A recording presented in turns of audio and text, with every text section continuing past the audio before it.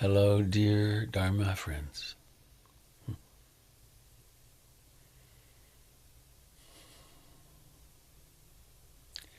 Please sit comfortably upright.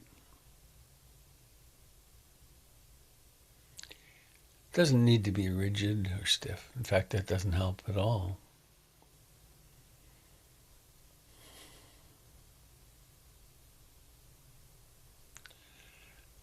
Notice that the body is life. It breathes in and breathes out, and has done so ever since that profound moment when your mother could no longer breathe for you.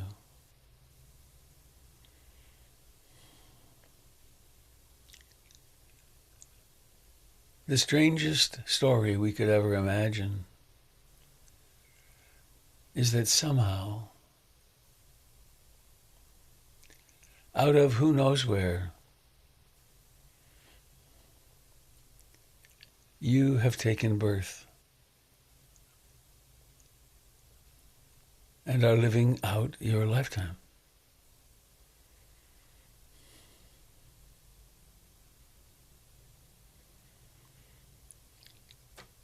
And what really exists, what only really exists, is this moment. Everything else is mind, memories, ideas, fantasies.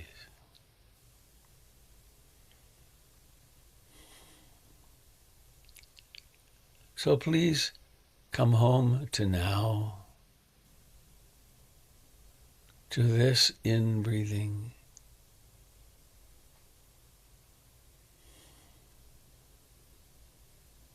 to this out-breathing,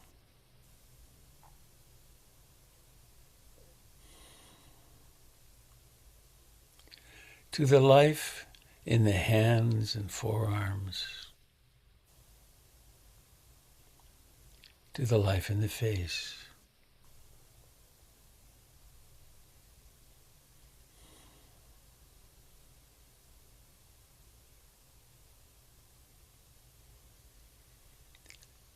And very quickly we discover that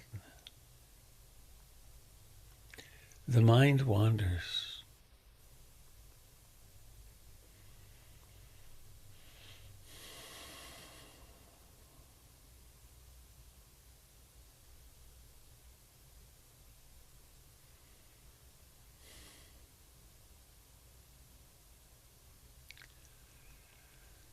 Most people don't even know their mind wanders.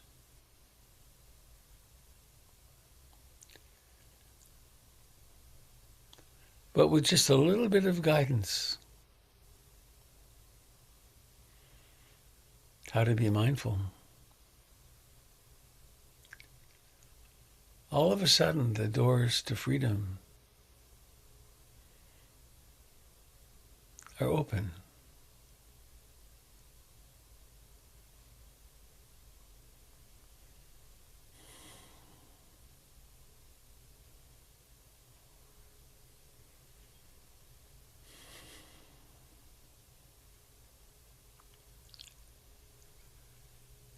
In the mindfulness or insight meditation, we're really only doing one thing, which is remembering to wake up.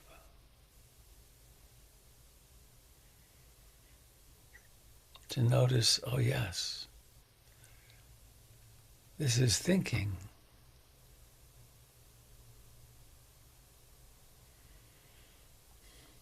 This is not a cognitive or intellectual process at all. It's just waking up. We know what waking up from sleep is. This is waking up from the delusion of self-identity. The delusion that our thoughts are who we are.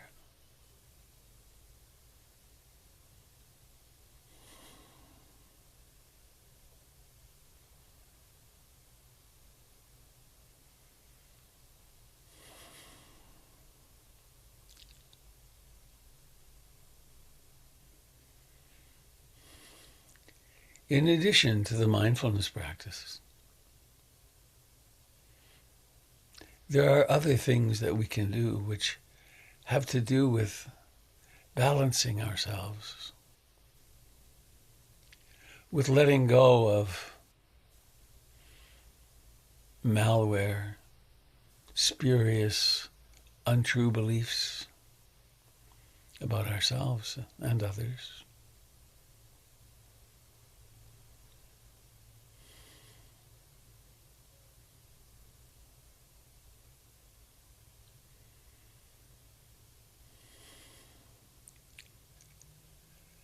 And so for this moment, why don't we consider the possibility of profound forgiveness?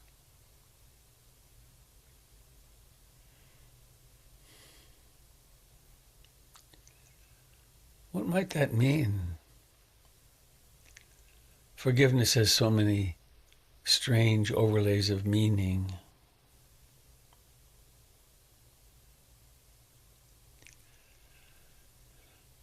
One thing it means is to let go of the past. And forgiveness is usually associated with forgive and forget, and that's foolishness.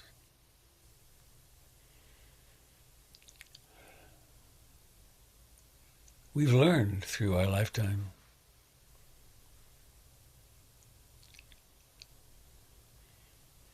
what forgiveness means is letting go of holding on to the self-criticism, to the hatred, to the fear. Forgiveness means, in the words of Fred Luskin, who wrote a marvelous book, Forgive for Good, it means learning to live once again in the present moment.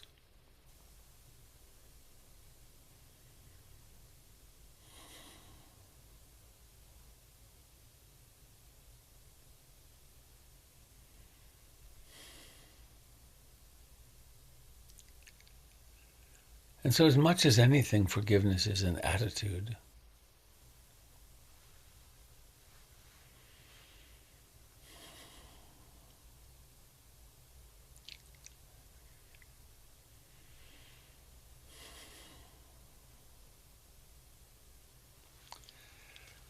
And there's so many ways we can do this. One very simple way is to imagine that there's a doorway in your heart which cracks open just a little bit and lets volumes of golden, beautiful light flow in.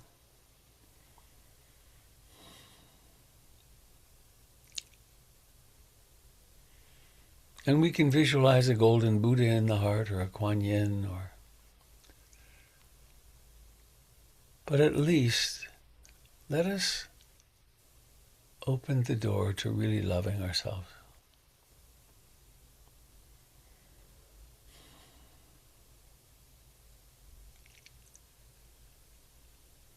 And to invoke the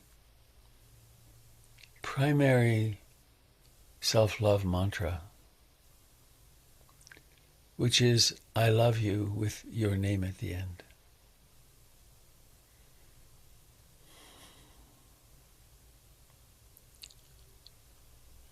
Many or most of us have had experiences, various kinds of trauma, that it's not so easy to say even, I love you, with yourself in mind.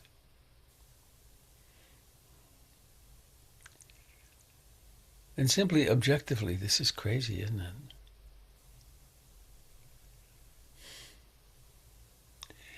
Here you are on your way from birth to death,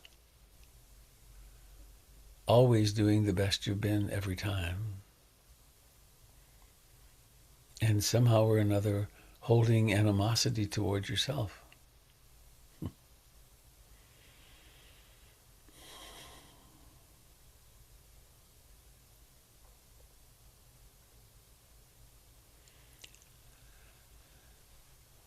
And so I invite you to think back over your life, to let the doors of memory come open. And to do this carefully and lovingly. And perhaps not to choose what you think of as the worst thing you've ever done. Though you can do that too. Sometimes people imagine they're watching themselves in their former life on television or through the plexiglass in a bank. But you can also know that anytime you want, you can change the channel and come back to being with your breath. But let's allow the doors of memory to open and go back in time while your body stays here, clearly, and wherever you go, this voice will be with you.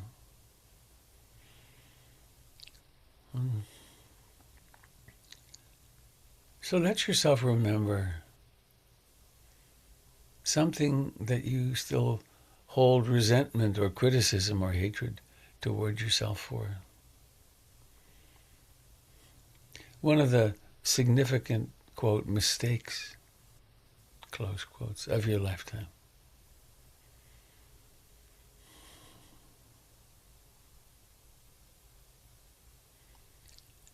And to the degree that you wish, remember what happened.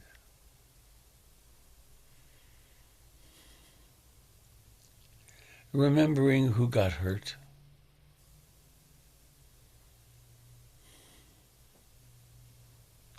Remembering how you felt.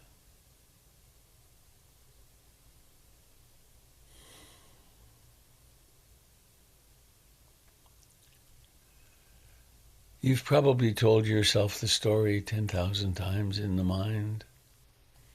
Why not tell it now in the light of mindfulness?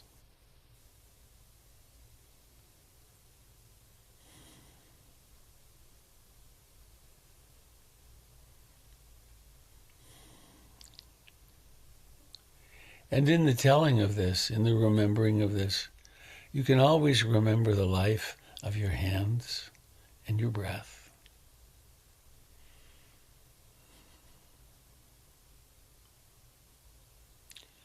The intention is not to go back and become lost in that experience.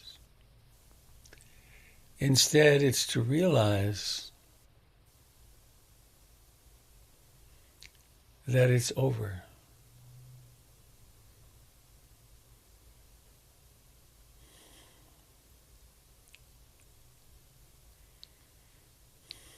You may have particular images or thoughts about that incident or those incidents, that time of your life.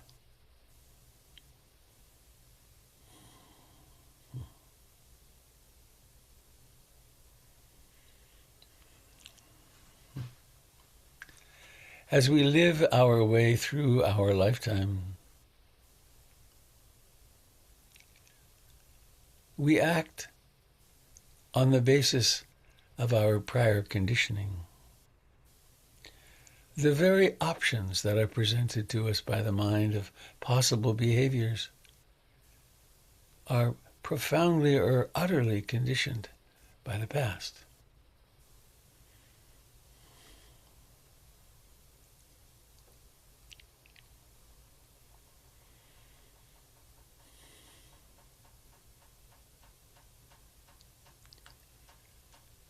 We can notice how the mind will say, well, I should have done it differently.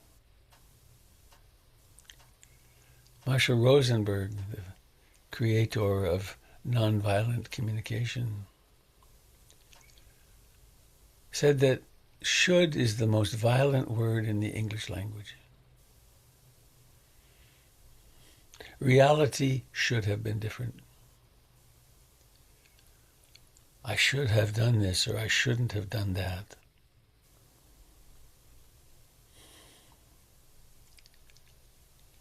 And let the details come to mind. The story of grievance, of self-hatred,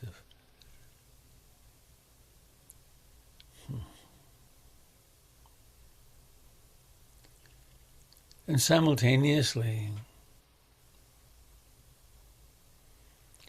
notice the remorse. The Buddhists call it moral shame. Notice the remorse, like, oh, I wish I hadn't done that. I wish I'd been wiser.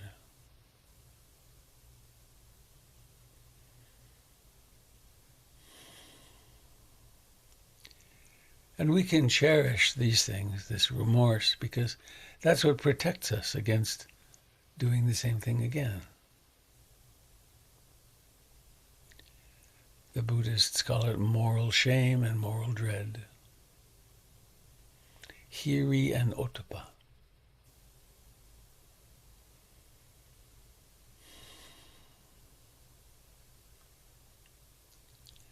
And now summoning up your deepest wisdom, the part of you that is already awake, that is the Buddha.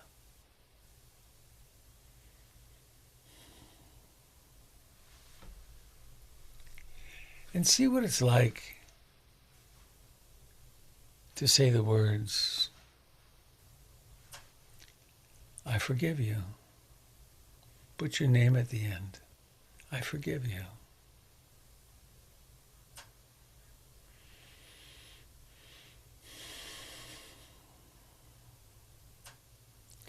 The words may go clank. The critical mind may intervene. Don't worry about that.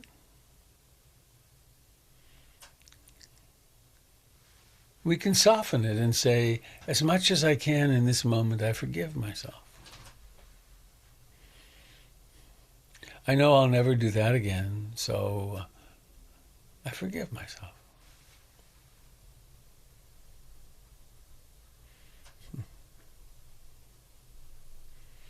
Or if it's coming from the Buddha or Kuan Yin or Mary or somebody, then we might say, I forgive you, with your name at the end.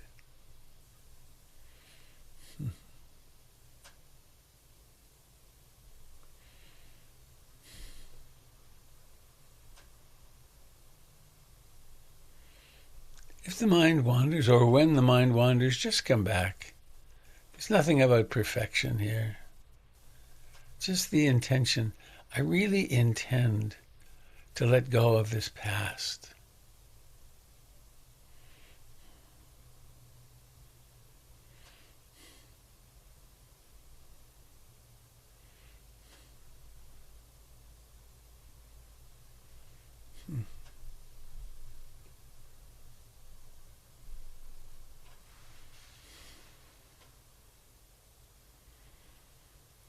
We might imagine, if we'd like, a golden light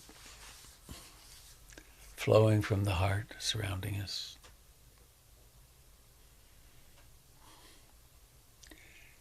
And feel free to allow any kind of visualization you wish or that you've been trained in. Or maybe simply let go of the tension in your chest, your upper chest, and your heart. Let go of the tension between your forehead, between your eyebrows.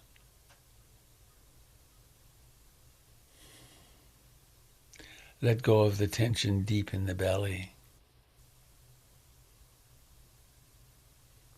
I forgive you.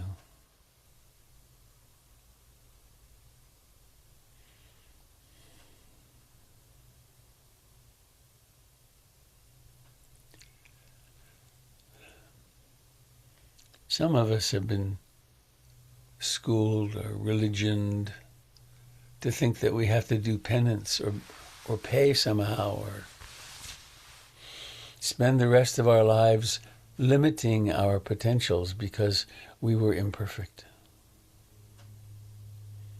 Well, truth is we are imperfect.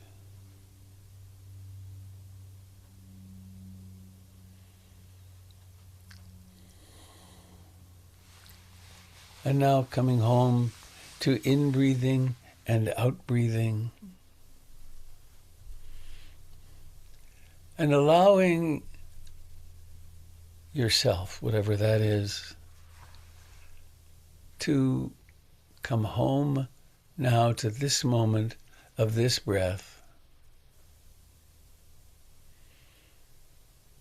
and be as intimate as you possibly can with it. Another way of saying this is to honor your incarnation.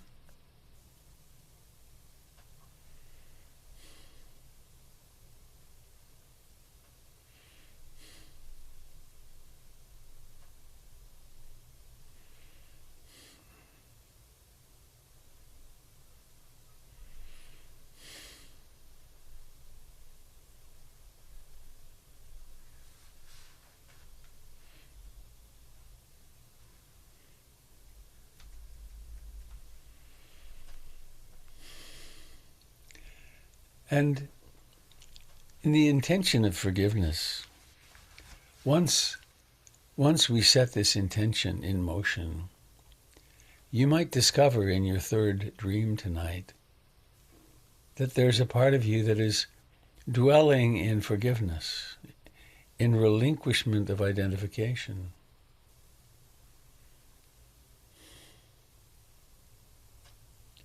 Or you might be driving your car and some moment of self-judgment might come up, and quite spontaneously there might be a realization, oh, those are thoughts.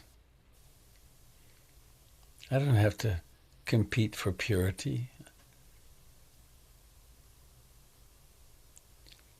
There's a spiritual truth that all beings do the best they are at the time.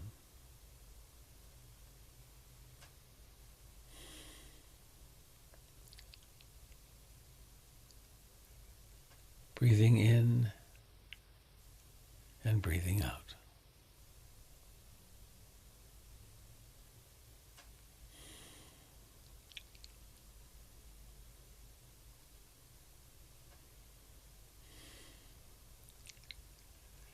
And so we might move, as we move toward closing, toward the invocation of I love you with your name at the end. Or, I forgive you with your name at the end. Or, I accept you exactly as you are, which is the definition of love.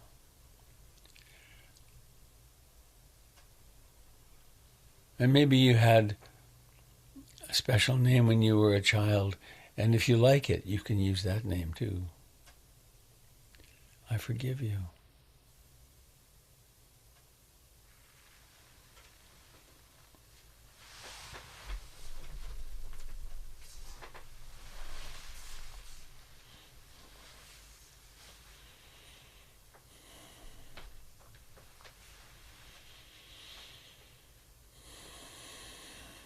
I forgive you.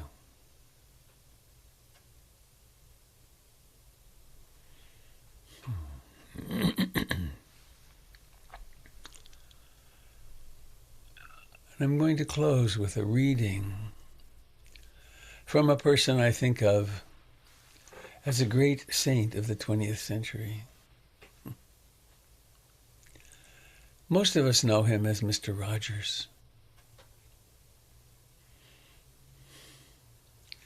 I know how important it is to give up our expectations of perfection in any arena of our lives. I know I've tried hard to do this, and yet I know that every once in a while the old pattern emerges.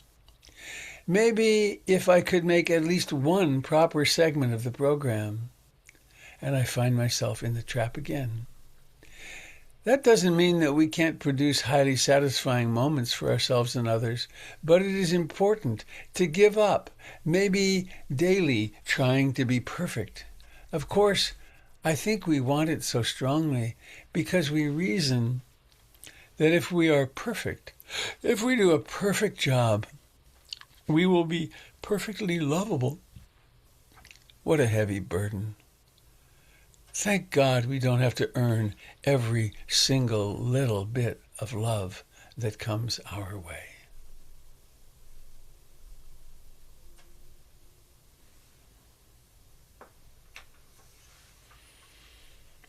Please be home in your body, awake, alive.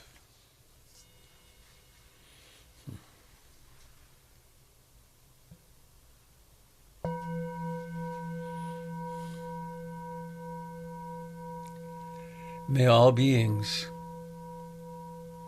share in the merits of our practice.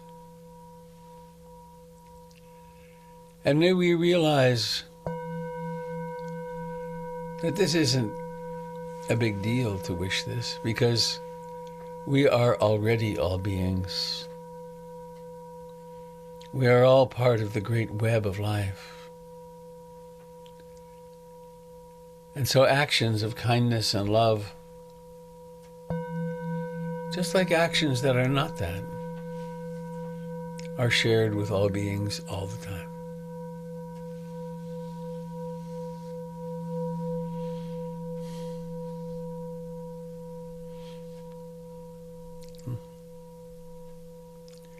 I will close with the words of my teacher, Ruth Denison, who said many, many times, with her Prussian accent, "Darling,